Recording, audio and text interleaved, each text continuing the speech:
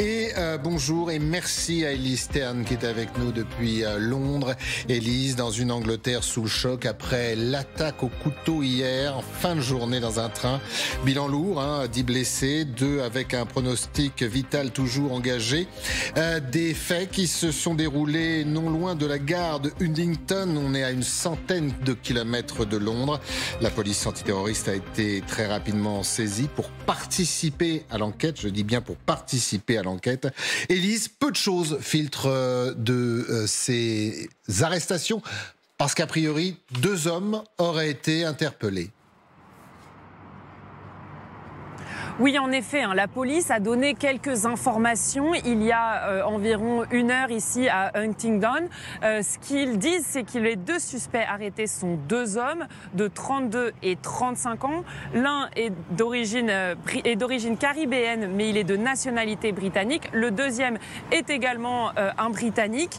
Ces 2 suspects, pour l'instant, on ne connaît pas leur motivation. La police estime que rien pour le moment ne permet d'affirmer que c'est une attaque terroriste. Il faut donc prendre énormément de pincettes à l'heure où on se parle.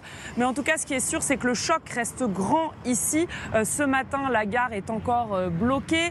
Les policiers sont présents de manière très visible. On a vu 2 hélicoptères tout à l'heure de la sécurité, plusieurs voitures de police, des cordons, car la scène est une scène de crime. On a rencontré des habitants. Je voulais vous faire écouter le témoignage d'une infirmière qui était sur les lieux hier et qui a vu un petit peu tous ces secours arriver lors de sa promenade. Je vous laisse l'écouter. Il y avait beaucoup d'ambulances, des voitures de police. C'était vraiment irréel. Le roi et la reine également ont réagi. Ils ont envoyé un communiqué tout à l'heure. Ils se disent choqués par cette attaque. Ils apportent leur soutien aux victimes et remercient les secours d'urgence. Vous l'avez entendu, ils ont été très nombreux et très réactifs.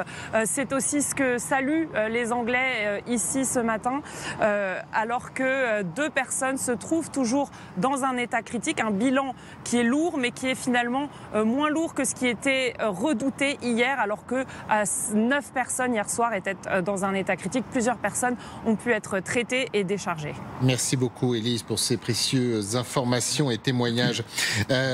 Guillaume Fard, pas de motif terroriste pour le moment, dit la police britannique. C'est vrai que les Britanniques mettent toujours un peu de temps pour qualifier un acte.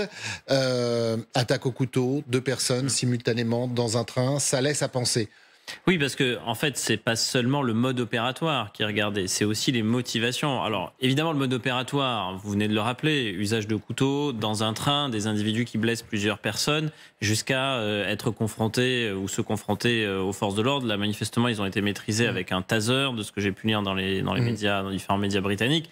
Ça, c'est le mode opératoire. Après, il y a les motivations. Pourquoi est-ce que vous faites ça? Est-ce que vous faites ça parce que vous êtes radicalisé? Mais à ce moment-là, ça veut dire que vous êtes peut-être déjà suivi par un service de renseignement, que vous figurez dans un fichier. Mais si c'était le cas, on aurait l'information très vite. On aurait l'information très vite parce qu'il y a quand même quelques différences parfois, et vous connaissez bien les enquêtes, notamment dans notre pays, entre la justice, la police britannique.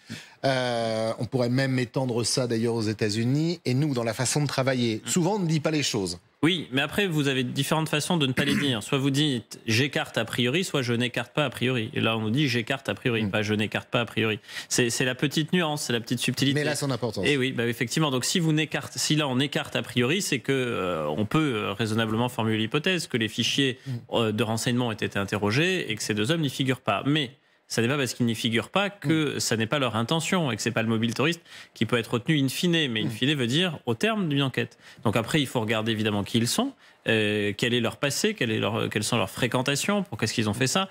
Il y a un volet qui est aussi un volet plus psychique.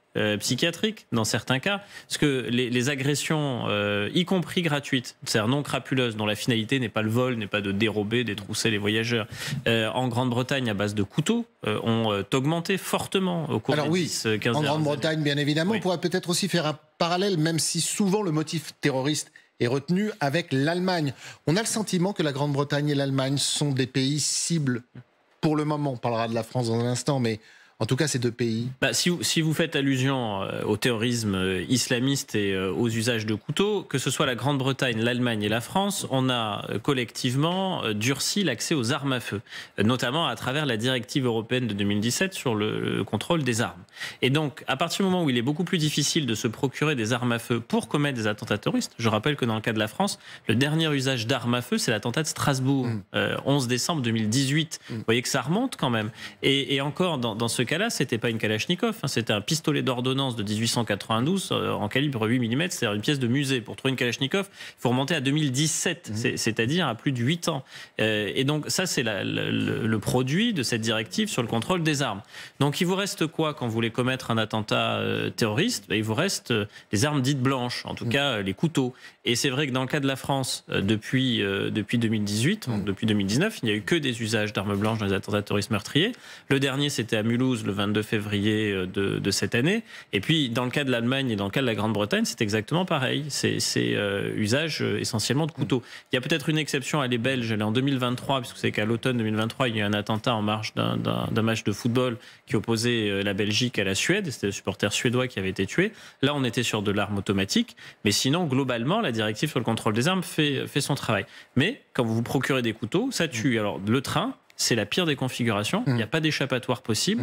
Une fois que le train est lancé, pour l'arrêter, il faut parfois plusieurs kilomètres. Les scènes sont terribles, hein. Elles ont été racontées par des témoins, notamment retranchés là où ils pouvaient, dans des toilettes, alors qu'ils entendaient les deux individus courir et pourchasser des passagers. C'est ce que les unités d'intervention appellent le tubulaire. Vous êtes dans un tube. Et c'est la pire des configurations, puisque vous ne pouvez pas descendre et vous ne pouvez quasiment pas vous cacher. À l'exception des toilettes, il n'y a aucune possibilité de se cacher.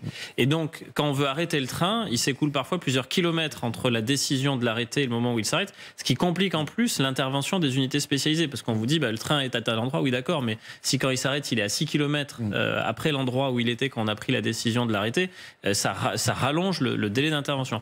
Donc c'est très difficile, et en plus c'est des blessures hémorragiques. Les blessures hémorragiques, vous devez intervenir très vite, et là vous perdez énormément de temps en raison de la nécessité de faire arrêter le train en urgence. Donc c'est très très difficile le train. Intervention assez rapide, enquête toujours en cours bien évidemment. Je profite de votre présence à mes côtés pour parler un peu de nous, de la France. Récemment, un individu a été interpellé, un Afghan. La chose avait déjà été non pas annoncée, mais dénoncée par le ministre de la Justice, Gérald Darmanin, qui disait qu'on pouvait avoir quelques problèmes au niveau de ces populations, au niveau de ces personnes qui se retrouvent aujourd'hui en France, liées notamment au Khorasan, liées à cette mouvance d'Al-Qaïda. La menace en France, elle est toujours aussi forte ou toujours aussi réelle? Oui, elle l'est. Depuis 2020, on n'a plus d'attentats meurtriers tous les ans. 2021, il y en a un, 2022, 0 sur la voie publique, 2023, 2, 2024, 0 et 2025, 1 le 22 février dernier. Donc vous voyez que par rapport à ce qu'on a connu entre 2015 et 2020, ça diminue en nombre de victimes, mais ça ne diminue pas en nombre de projets. Quand vous déjouez 2 attentats tous les 3 mois en moyenne. 2 attentats tous les 3 mois en moyenne déjoués. Constitués avec des cellules? Alors, des cellules pas toujours, mais en tout cas un projet. Un projet qui est formalisé, et le propre de l'antiterrorisme, c'est justement de détecter et d'entraver, d'empêcher.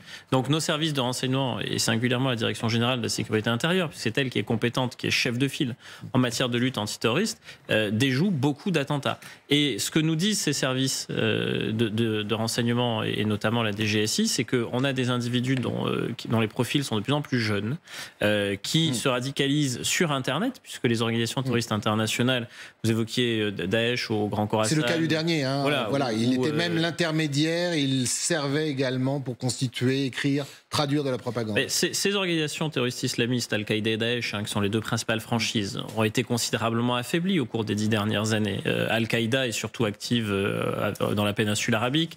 Daesh, c'est surtout le Grand Khorasan, même si on en trouve aussi aux Philippines, au nord du Mozambique. Enfin, il y a des poches un peu partout. Alors en Afrique sahélo-saharienne également.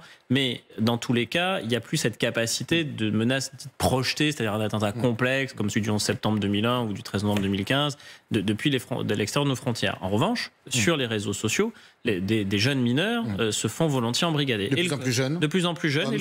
Et le conflit israélo-palestinien, qui devient depuis le 7 octobre 2023 un motif supplémentaire de radicalisation avec la communauté juive européenne, et en France on a la première communauté juive d'Europe qui est évidemment ciblée, principalement ciblée. C'était le projet avorté à la Grande Motte, vous vous en souvenez, il y a encore quelques mois de cela, mais dans les projets c'est souvent les Français de confession juive qui sont les principales cibles, hélas. Merci Guillaume d'avoir été avec nous.